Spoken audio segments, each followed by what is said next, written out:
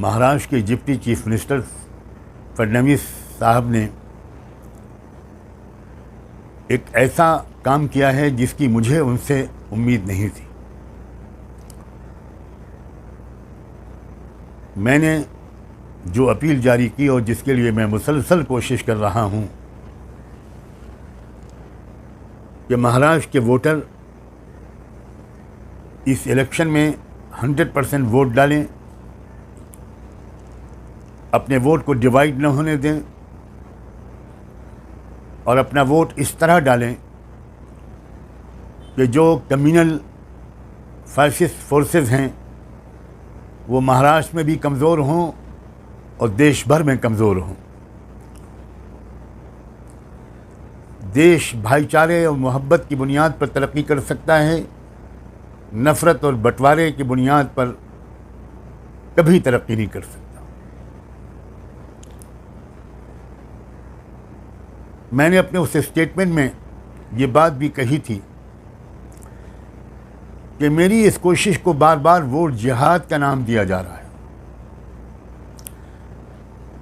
मैंने कहा था कि मैंने 13 तारीख को अपनी बॉम्बे की प्रेस कॉन्फ्रेंस में जिन कैंडिडेट्स को सपोर्ट करने की अपील की थी उनमें से 23 के सिवा आउट ऑफ 288 288 में 23 के अलावा सब के सब हमारे हिंदू भाई बहनें हैं।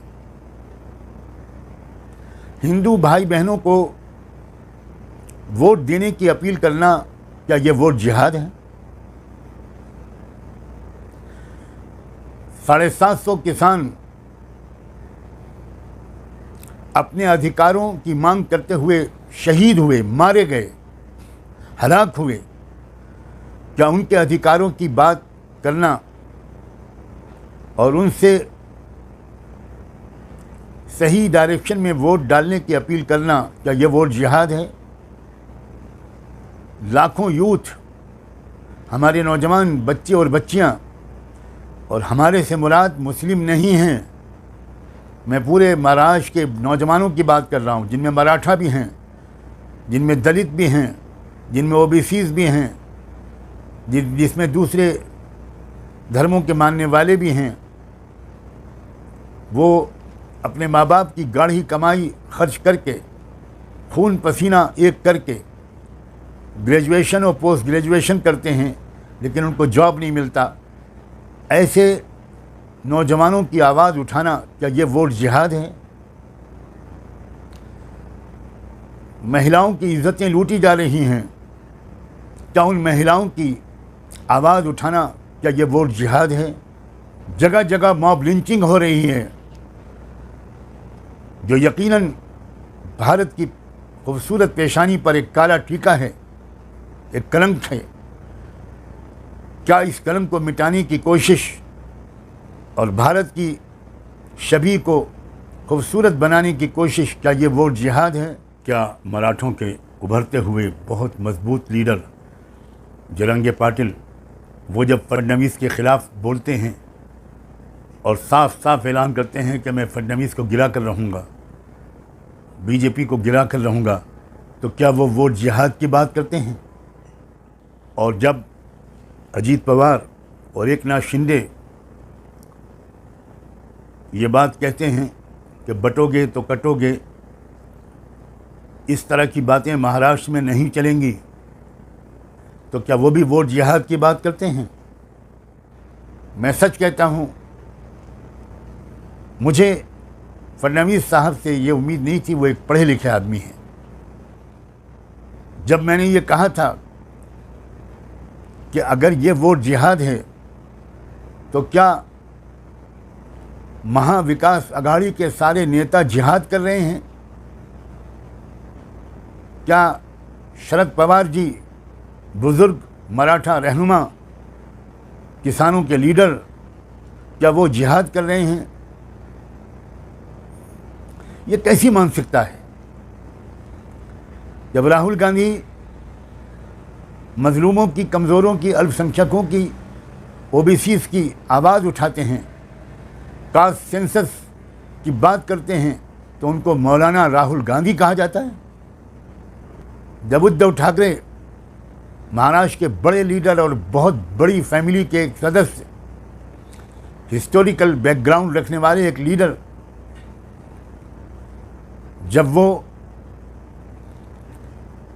अपना हिंदुत्व की अलग तशरीह करते हैं और कहते हैं, हम फ़ख्र से कहते हैं कि हम हिंदू हैं, लेकिन हमारा हिंदुत्व बीजेपी के हिंदुत्व से बिल्कुल अलग है, और फिर वो अपने हिंदुत्व के नाम पर, संविधान के नाम पर जब वो वोट मांगते हैं, तो क्या वो भी वोट जिहाद कर रहे हैं?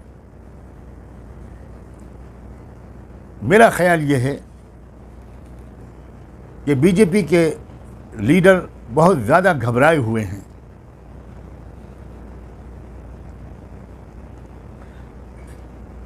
और इस फ्रस्ट्रेशन की वजह से इस तरह की बातें कर रहे हैं जो भारत की संस्कृति और महाराष्ट्र के कल्चर, छत्रपति शिवाजी महाराज की टीचिंग्स से उनका कोई ताल्लुक़ नहीं है।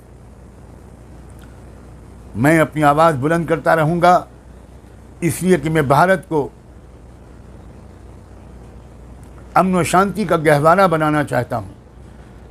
भारत के तमाम समाजों के बीच में भाईचारा और एकता फैलाना मेरी ज़िंदगी का मिशन है।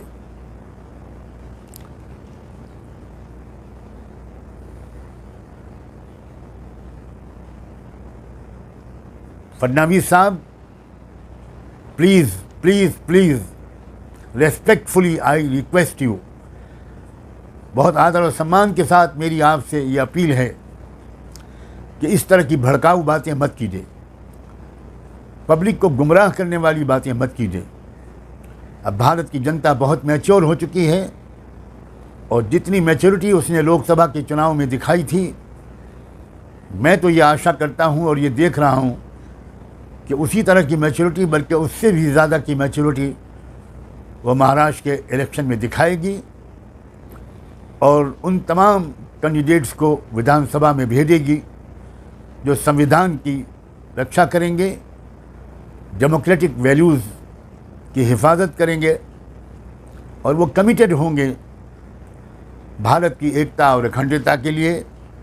भारत के रहने वाले तमाम गरीबों, किसानों, मज़दूरों, दलितों, लिंगायतों, क्रिश्चियंस, सिख भाइयों, मुसलमानों, सब के साथ वो इंसाफ करेंगे। मैं उम्मीद करता हूँ कि आने वाला इलेक्शन अच्छे नतीजे लेकर आएगा। आप सब ने मेरी बात सुनी, मैं आपका दिल से आभारी हूँ। बहुत बहुत शुक्रिया।